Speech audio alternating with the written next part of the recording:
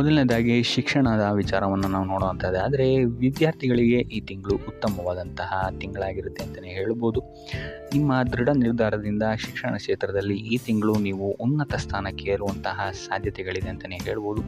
ಇದಲ್ಲದೆ ಗುರು ಹಿರಿಯರ ಮಾರ್ಗದರ್ಶನವು ಸಹಿತ ನಿಮಗಿಲ್ಲಿ ಸಕಾರಾತ್ಮಕ ಬದಲಾವಣೆಯನ್ನು ನಿಮ್ಮ ಜೀವನದಲ್ಲಿ ಈ ತಿಂಗಳು ತರುತ್ತೆ ಅಂತಲೇ ಹೇಳ್ಬೋದು.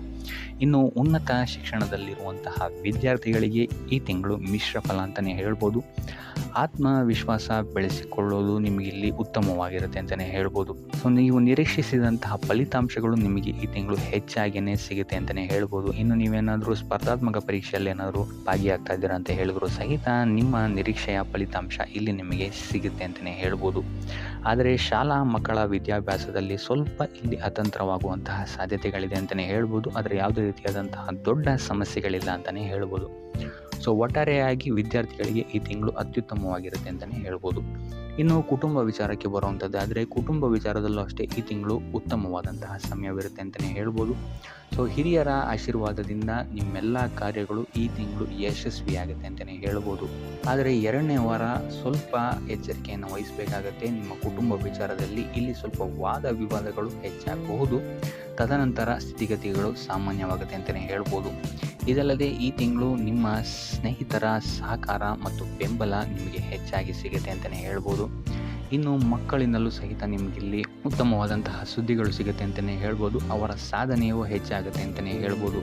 ಇನ್ನು ಮಕ್ಕಳ ವೃತ್ತಿ ಜೀವನ ಅಥವಾ ವಿದ್ಯಾಭ್ಯಾಸದಲ್ಲೂ ಸಹಿತ ನಿಮಗಿಲ್ಲಿ ಸಿಹಿ ಸುದ್ದಿಗಳು ಸಿಗುತ್ತೆ ಅಂತಲೇ ಹೇಳ್ಬೋದು. ಸೊ ಒಟ್ಟಾರೆಯಾಗಿ ಕುಟುಂಬ ಕ್ಷೇತ್ರದಲ್ಲಿ ನಿಮಗೆ ಈ ತಿಂಗಳು ಉತ್ತಮವಾದಂತಹ ಫಲಗಳೇ ಇದೆ ಅಂತಲೇ ಹೇಳ್ಬೋದು. ಇನ್ನು ಆರೋಗ್ಯ ವಿಚಾರಕ್ಕೆ ಬರುವಂಥದ್ದಾದರೆ ಆರೋಗ್ಯ ವಿಚಾರದಲ್ಲಿ ಈ ತಿಂಗಳು ಸಾಮಾನ್ಯ ಫಲ ಅಂತಲೇ ಹೇಳ್ಬೋದು.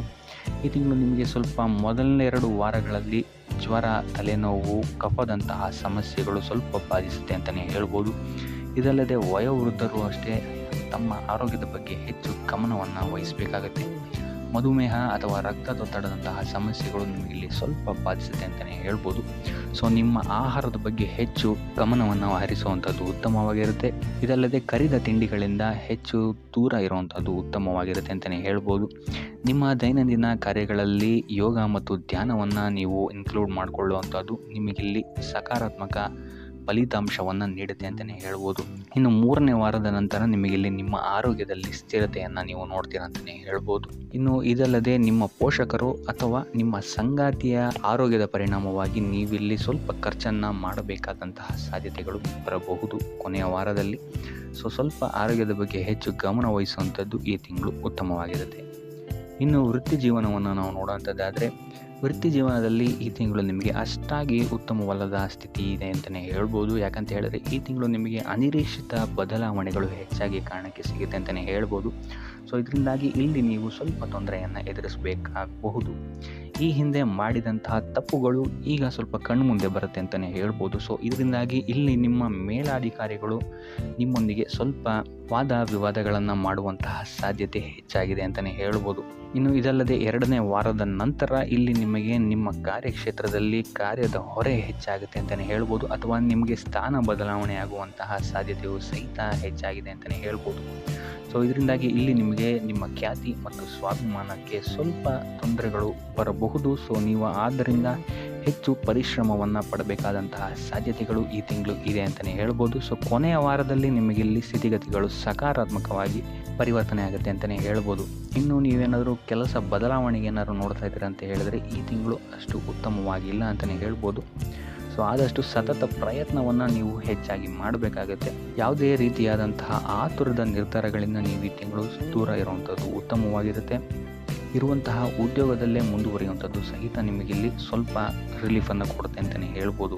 ಇನ್ನು ಹೊಸದಾಗಿ ಉದ್ಯೋಗವನ್ನು ಹುಡುಕ್ತಾ ಇರೋಂಥವರಿಗೆ ಈ ತಿಂಗಳು ನಿಮಗೆ ಮಿಶ್ರ ಫಲ ಅಂತಲೇ ಹೇಳ್ಬೋದು. ಸೊ ಸತತ ಪ್ರಯತ್ನದ ಅವಶ್ಯಕತೆ ಈ ತಿಂಗಳು ನಿಮಗೆ ಹೆಚ್ಚಾಗಿ ಇದೆ ಅಂತಲೇ ಹೇಳ್ಬೋದು.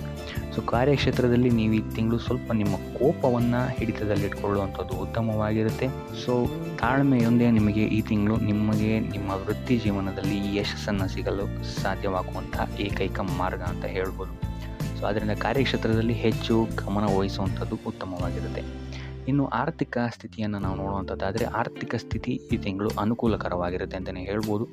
ಈ ತಿಂಗಳು ನಿಮಗೆ ಹೆಚ್ಚುವರಿ ಆದಾಯ ಹೊಂದಿರ್ತೀರಾ ಅಂತಲೇ ಹೇಳ್ಬೋದು. ಇನ್ನು ನೀವೇನಾದ್ರು ಹೂಡಿಕೆ ಮಾಡಿದರೆ ಇದುವರೆಗೂ ಮಾಡಿರುವಂತಹ ಹೂಡಿಕೆಗಳಲ್ಲಿ ನಿಮಗೆ ಉತ್ತಮವಾದಂತಹ ಲಾಭ ಸಿಗುತ್ತೆ ಅಂತಲೇ ಹೇಳ್ಬೋದು. ಇನ್ನು ಈ ತಿಂಗಳು ನಿಮಗೆ ಸ್ವಲ್ಪ ವ್ಯರ್ಥ ಓಡಾಟಗಳು ಹೆಚ್ಚಾಗುವುದು ಮೊದಲನೇ ವಾರದಲ್ಲಿ. ಇನ್ನು ಎರಡನೇ ವಾರದಲ್ಲಿ ನಿಮ್ಮ ವ್ಯವಹಾರದಲ್ಲಿ ನಿಮ್ಮ ಇಷ್ಟಾನುಸಾರ ಅಭಿವೃದ್ಧಿಯನ್ನು ನೀವು ಕಾಣ್ತೀರಾ ಅಂತಲೇ ಹೇಳ್ಬೋದು. ಇನ್ನು ಕೃಷಿಗೆ ಸಂಬಂಧಿಸಿದಂತಹ ವ್ಯಾಪಾರ ವ್ಯವಹಾರಗಳಲ್ಲೂ ಸಹಿತ ನಿಮಗೆ ಇಲ್ಲಿ ಉತ್ತಮ ಫಲಗಳು ಸಿಗುತ್ತೆ ಅಂತಲೇ ಹೇಳ್ಬೋದು. ಅಧಿಕ ಲಾಭವನ್ನು ಸಹಿತ ನೀವು ಇಲ್ಲಿ ಕೃಷಿಗೆ ಸಂಬಂಧಿಸಿದಂತೆ ಮಾಡ್ತೀರಾ ಅಂತಲೇ ಹೇಳ್ಬೋದು. ಸೊ ಈ ತಿಂಗಳು ನೀವು ಹೆಚ್ಚು ಉಳಿತಾಯದ ಕಡೆಗೆ ಗಮನವನ್ನು ಹರಿಸುವಂಥದ್ದು ಉತ್ತಮವಾಗಿರುತ್ತೆ. ಮೂರನೇ ವಾರದಲ್ಲಿ ನಿಮ್ಮ ಆದಾಯ ಹೆಚ್ಚಾಗುತ್ತೆ ಅಂತಲೇ ಹೇಳ್ಬೋದು. ಭೂಮಿ, ಭವನ, ವಾಹನದ ಖರೀದಿಯನ್ನು ಸಹಿತ ನೀವು ಇಲ್ಲಿ ಮಾಡ್ತೀರಾ ಅಂತಲೇ ಹೇಳ್ಬೋದು. ಇನ್ನು ಸ್ವಯಂ ಉದ್ಯೋಗಿಗಳಿಗೆ ಮೂರನೇ ವಾರದ ನಂತರ ಸಾಕಷ್ಟು ಆದಾಯ ಮತ್ತು ಬೆಳವಣಿಗೆ ಇರುತ್ತೆ ಅಂತಲೇ ಹೇಳ್ಬೋದು. ಇನ್ನು ಪಾಲುದಾರಿಕೆಯ ವ್ಯಾಪಾರದಲ್ಲಿರುವಂಥವರಿಗೆ ಇದು ಉತ್ತಮ ಸಮಯ ಆಗಿರಲ್ಲ. ಸೊ ಆದಷ್ಟು ಎಚ್ಚರಿಕೆಯನ್ನು ನೀವು ವಹಿಸಬೇಕಾಗತ್ತೆ. ಇನ್ನು ಸಣ್ಣ ಹೂಡಿಕೆ ಮಾಡಿರುವಂತಹವರಿಗೆ ಈ ತಿಂಗಳು ಸಾಮಾನ್ಯ ಫಲ ಅಂತಲೇ ಹೇಳ್ಬೋದು. ಸೊ ಆದಷ್ಟು ಐಷಾರಾಮಿ ವಸ್ತುಗಳ ಮೇಲೆ ಖರ್ಚು ಮಾಡೋದನ್ನು ನೀವು ನಿಯಂತ್ರಿಸುವಂಥದ್ದು ಉತ್ತಮವಾಗಿರುತ್ತೆ. ಇನ್ನು ಉಪಾಯ ವಿಚಾರಕ್ಕೆ ಬರುವಂಥದ್ದಾದರೆ ಲಕ್ಷ್ಮೀ ವೆಂಕಟೇಶ್ವರನ ಪೂಜೆಯನ್ನು ಮಾಡುವಂಥದ್ದು ನಿಮಗಿಲ್ಲಿ ಸಹಕಾರಿಯಾಗಿರುತ್ತೆ ಅಂತಲೇ ಹೇಳ್ಬೋದು. ಅಥವಾ ಪ್ರಾಣಿಗಳಿಗೆ ಆಹಾರವನ್ನು ನೀಡುವಂಥದ್ದು ನಿಮಗಿಲ್ಲಿ ನಿಮ್ಮ ವೃತ್ತಿ ಜೀವನದಲ್ಲಿ ಮತ್ತು ನಿಮ್ಮ ವಿದ್ಯಾಭ್ಯಾಸದಲ್ಲಿ ಇರುವಂತಹ ತೊಂದರೆಗಳನ್ನು ನಿವಾರಣೆ ಮಾಡೋಕ್ಕೆ ಸಹಾಯ ಆಗುತ್ತೆ ಅಂತಲೇ ಹೇಳ್ಬೋದು. ಸೊ ಇದಾಗಿತ್ತು ಈ ತಿಂಗಳ ನಿಮ್ಮ ರಾಶಿ ಭವಿಷ್ಯ.